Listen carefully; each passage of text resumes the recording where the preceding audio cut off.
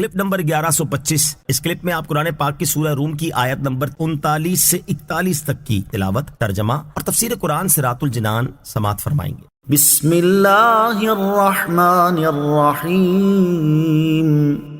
ترجمہ، اللہ کے نام سے شروع جو نہایت مہربان رحمت والا ہے۔ وما آتیتم من ربا لیربو فی اموال الناس فلا یربو عند اللہ وما آتیتم من زکاة تریدون وجہ اللہ فأولئک هم المضعفون۔ ترجمہ، اور جو مال تم لوگوں کو دو تاکہ وہ لوگوں کے مالوں میں بڑھتا رہے تو وہ اللہ کے نزدیک نہیں بڑھتا، اور جو تم اللہ کی رضا چاہتے ہوئے زکوٰۃ دیتے ہو تو وہی لوگ اپنے مال بڑھانے والے ہیں۔ وما آتیتم، اور جو مال تم لوگوں کو دو۔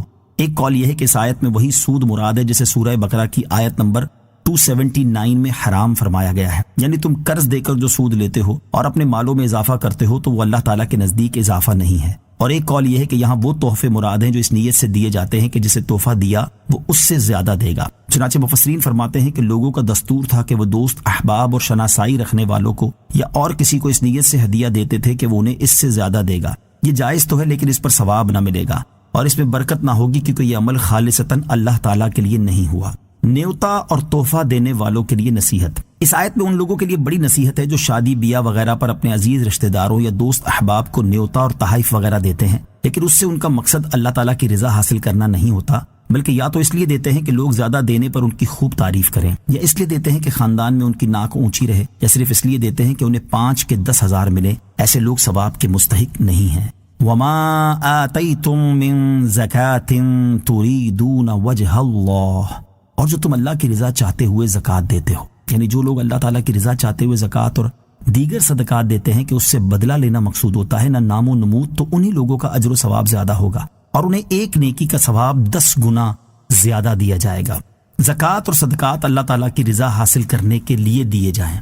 معلوم ہوا کہ اپنے مال کی زکوٰۃ دی جائے یا دیگر نفلی صدقات نکالے جائیں، سب میں صرف اللہ تعالیٰ کی رضا مقصد ہونا چاہیے تاکہ اس پر انہیں کثیر اجر و ثواب ملے، اور یہ مقصد نہ ہو کہ اس کے بدلے میں زکوٰۃ لینے والا ان کی خوب آؤ بھگت کرے، ان کا خدمت گار بن کر رہے اور ان کا ہر کام ایک ہی اشارے پر بجا لائے، ہر وقت ان کا احسان مند رہے، لوگوں میں ان کے نام کا خوب چرچا ہو اور لوگ ان کے صدقات وغیرہ کی کثرت پر تعریفوں کے پل باندھیں۔ اگر اس مقصد سے زکوٰۃ اور صدقات وغیرہ دیے تو ثواب ملنا تو دور کی بات، الٹا اس کے گناہوں کا میٹر تیز ہو جاتا ہے۔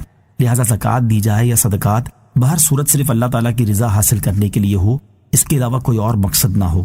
نیز جو لوگ زکوٰۃ کے حقداروں کو زکوٰۃ اور صدقات وغیرہ دیتے ہیں اور یہ دعویٰ کرتے ہیں کہ وہ اللہ تعالیٰ کی رضا حاصل کرنے کے لیے ایسا کر رہے ہیں، پھر اگر انہیں ان لوگوں سے کوئی ذاتی کام پڑ جائے اور وہ کسی وجہ سے نہ کر پائیں یا کرنے سے انکار کر دیں تو یہ انہیں حقدار ہونے کے باوجود زکوٰۃ اور صدقات وغیرہ دینا بند کر دیتے ہیں، کیونکہ وہ ان کا ذاتی کام نہیں کر سکے۔ ایسے حضرات اپنے دل کی حالت پر خود ہی غور کر لیں کہ اگر واقعی انہوں نے اللہ تعالیٰ کی رضا حاصل کرنے کے لیے زکوٰۃ اور صدقات دیے تھے تو ذاتی کام نہ ہو سکنے کی وجہ سے انہیں زکوٰۃ اور صدقات دینا بند کیوں کر رہے ہیں؟ ریاکاری بڑا نازک معاملہ ہے، بہت سے لوگ بے توجہی میں بھی اس کا شکار ہوتے ہیں، لہٰذا ہر شخص کو اپنے حال پر غور کرتے رہنا چاہیے۔ اللہ الذی خلقکم ثم رزقکم ثم یمیتکم ثم یحییکم هل من شرکائکم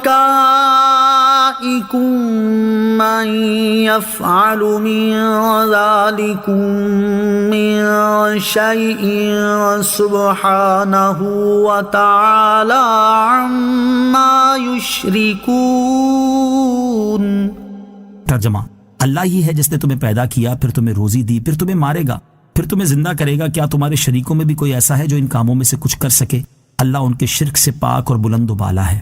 اللہ الذی خلقکم، اللہ ہی ہے جس نے تمہیں پیدا کیا۔ اس آیت کا خلاصہ یہ ہے کہ پیدا کرنا، روزی دینا، مارنا اور زندہ کرنا، یہ سب کام اللہ تعالیٰ ہی کے ہیں۔ تو کیا جن بتوں کو تم اللہ تعالیٰ کا شریک ٹھہراتے ہو ان میں بھی کوئی ایسا ہے جو ان میں سے کوئی کام کر سکے؟ جب اس کے جواب سے مشرکین عاجز ہو گئے اور انہیں دم مارنے کی مجال نہ ہوئی تو ارشاد فرمائے کہ اللہ تعالیٰ ان کے شرک سے پاک اور بلند و بالا ہے۔ ظہر الفساد فی البر والبحر بما کسبت أيدي الناس ليذيقهم بعض الذي عملوا لعلهم يرجعون.